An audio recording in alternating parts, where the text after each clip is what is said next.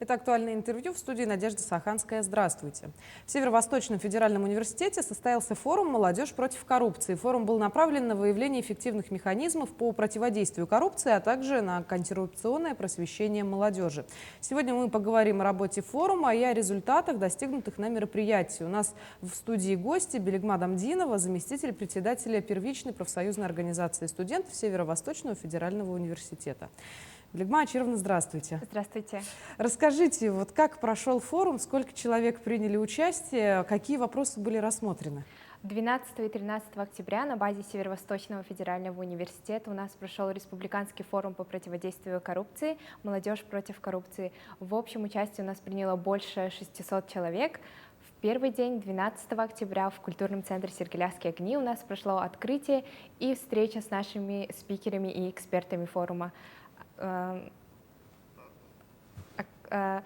Мы пригласили двух федеральных экспертов, которые рассказали нам об опыте противодействия коррупции в их университетах. Это у нас был Зенин Сергей Сергеевич, он является проректором Тюменского государственного университета, а также дам Ирина Александровна, которая является руководителем департамента по противодействию правонарушений коррупции Сибирского федерального университета. Именно благодаря им наш университет вышел, можно сказать, на федеральный уровень. В рамках данного открытия и встречи с экспертами наши участники узнали очень много о том, что такое коррупция, о том, какие меры нужны по ее противодействию, а также услышали об опыте других университетов.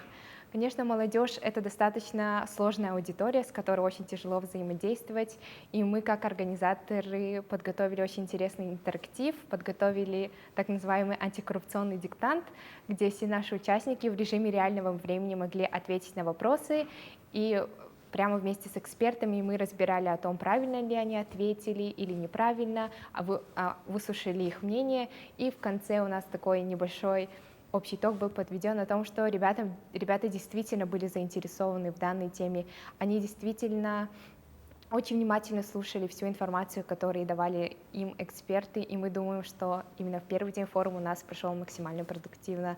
Во второй день, 13 октября, в главном учебном корпусе университета, в Центре студенческих инициатив, у нас прошел образовательный интенсив для 70 участников, которые были отобраны из высших учебных заведений нашего города. У нас было представлено 7 команд, из которых 3 команды это из нашего университета и 4 команды из других высших учебных заведений. И параллельно этому у нас также прошел образовательный интенсив для молодых государственных служащих и сотрудников Северо-Восточного федерального университета. Именно наши студенты в рамках своего образовательного интенсива должны были представить нашим экспертам свои проекты о том, как именно молодежь может помочь в противодействии коррупции.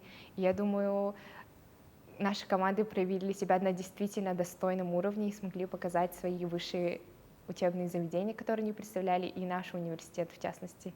Но получается, что форум проводился исключительно для молодежи, да? А вот чем обусловлена такая возрастная категория? Да, форум у нас прошел исключительно для молодежи, и данная аудитория, именно аудитория молодежи является наиболее незащищенные по вопросам коррупции. Они очень легко подвластны какому-то чужому навязанному мнению, и чтобы их как-то сберечь, в первую очередь мы выбрали данную аудиторию. И, конечно же, молодежь — это будущее нашей страны, не только нашей республики, но и нашей страны. И если молодежь будет просвещена в теме коррупции, о том, как ей необходимо противодействовать, то мы можем с уверенностью сказать, что наше будущее в надежных руках. Да, хочется верить, действительно. Есть такой еще вопрос. Были проекты, которые разрабатывали студенты. Какие проекты вошли в топ-тройку? Да. Как я уже ранее говорила, у нас было 7 команд, из них 3 команды Северо-Восточного федерального университета, команда Арктического государственного агротехнологического университета, команда Высшей школы музыки, команда Арктического государственного института культуры и искусств и Якутского института водного транспорта. Всего 7 команд. Первое место заняла команда Арктического государственного агротехнологического университета, которые представили очень интересный проект. Они представили игру по мотивам монополий, только на тему противодействия коррупции. Они разработали свои правила, свои инструкции, то, как в нее играть, и этот проект действительно заслуживает того, чтобы дальше развиваться и продвигаться. И наши эксперты, наши члены жюри, которые там были, они являются экспертами грантов Росмолодежи, грантов главы республики, они очень ими заинтересовались. Я думаю, данный проект получит огромные шансы на развитие. Второе место у нас получила команда Высшей школы музыки. Они, не зря именно команда Высшей школы музыки, они представили очень интересный проект, спектакль на тему коррупции, где главная героиня девушка-скрипачка, которая своими усилиями добивается результатов, и в противовес ей стоит другая девушка, она является дочкой главного дирижера оркестра и, используя, можно сказать, связи своего отца, также пытается достичь каких-то результатов. И такой невероятно креативный подход очень оценили наши эксперты, и в них второе место. И третье место у нас получила команда Северо-Восточного федерального университета номер 1. Они представили очень интересный проект создания то ли клуба, можно сказать, отряда, который будет заниматься профилактикой и работой по противодействию коррупции пока только в нашем университете, но в членах жюри у нас были сотрудники полиции и прокуратуры. Я думаю, они очень сильно загорелись идеей от наших ребят, и думаю, возможно, он также в будущем получит огромные перспективы для развития. Получается, что проекты, которые были представлены, действительно жутко интересны и дальше будут реализованы. Да, на это очень надеемся. Скажите, а вот по каким критериям отбирались победители? На самом деле, я просто не представляю, как члены жюри сделали такой выбор. Это было очень сложно. Мне, как человеку, который там присутствовал, было очень тяжело определиться, но мы разработали критерии. Критериев было всего 5. Первое — это уверенная постановка цели, то есть цель действительно направлена на то, чтобы противодействовать коррупции. Второе — это актуальность проекта. Актуален ли он особенно для молодежи, потому что молодежь, как я ранее говорила, очень сложный слой населения, с которым всегда очень сложно привлечь что-то делать. Второе — это третье — это его перспектива развития, это масштаб проекта, на что он направлен. И по этим критериям, я думаю, наши эксперты с легкостью, даже не с легкостью, с небольшой дискуссией смогли определить команды победителей. А правильно ли я понимаю, что вот за то время, пока шел форум, пара-тройка дней, за это время и разрабатывались эти проекты? Да, данные проекты разрабатывались в течение второго дня, вообще, в течение второй половины дня 12 числа, и потом целый день 13 октября, и уже в конце дня они представили свои проекты нашим членам жюри. Так помимо того, что были такие сжатые сроки, это уже сложность при создании проекта. С какими еще трудностями сталкивались ребята?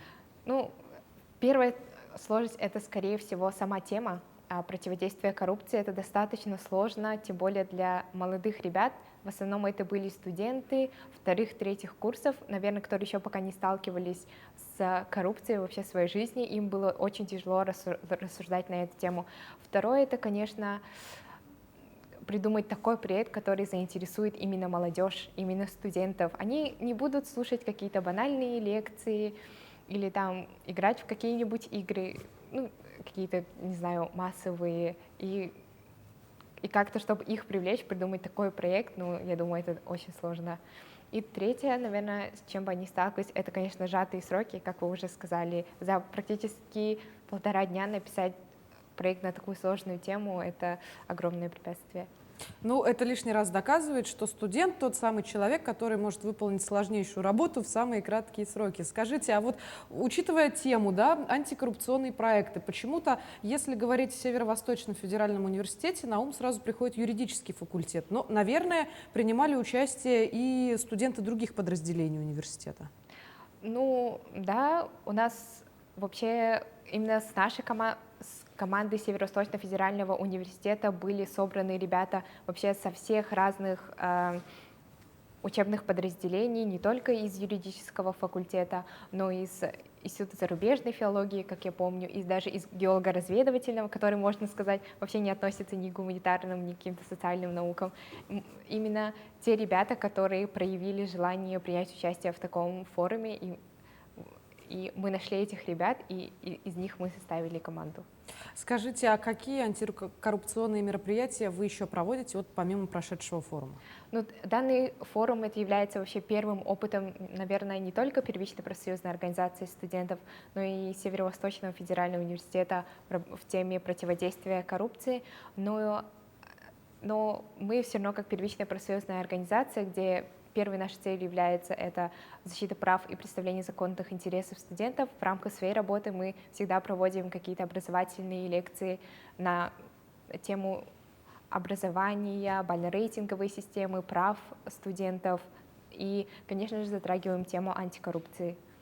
А чем еще занимается профсоюз? Потому что я помню, были такие мероприятия, когда студенты выезжали в разные районы республики, проводили какие-то мероприятия, открытые уроки среди школьников различных районов. Вот что есть Конечно, здесь?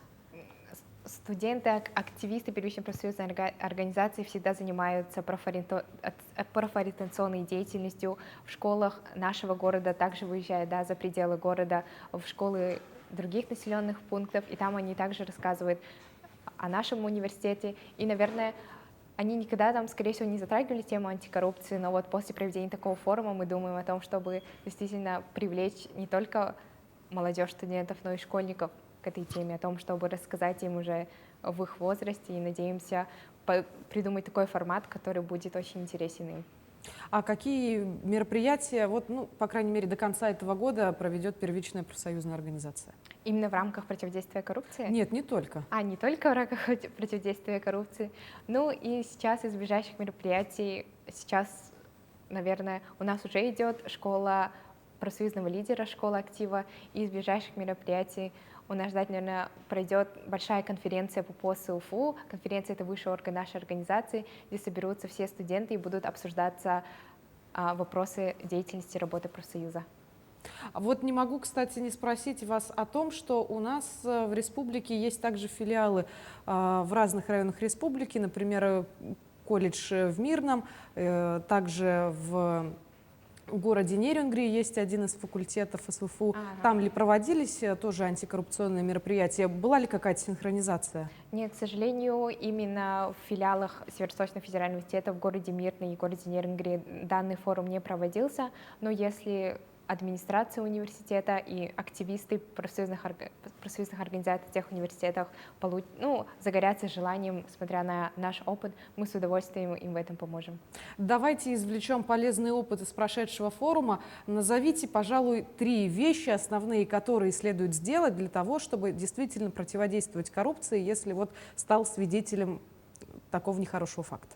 Ну, наверное, в первую очередь это осознать то, что ты увидел. То есть, если ты действительно это увидел, и ты как достойный гражданин должен это понять. И, я имею в виду это тот момент, что мы же не знаем, в каких обстоятельствах, кому что вы там передавали и чему вы стали именно свидетелем. И именно в этом разобраться. Если вы действительно разобрались и убедились в том, что это акт коррупции, то во-вторых, это обязательно нужно будет сообщить в государственные структуры, в полицию и так далее. И в-третьих, наверное, если ты уже сообщил, то, наверное, уже гордиться собой, что ты такой гражданин Российской Федерации и выполнил свой долг.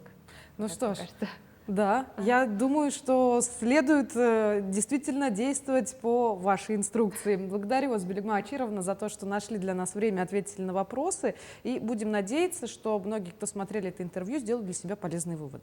Да, мы очень на это надеемся. Спасибо. Спасибо. Я напомню, вы смотрели актуальное интервью. До встречи в эфире.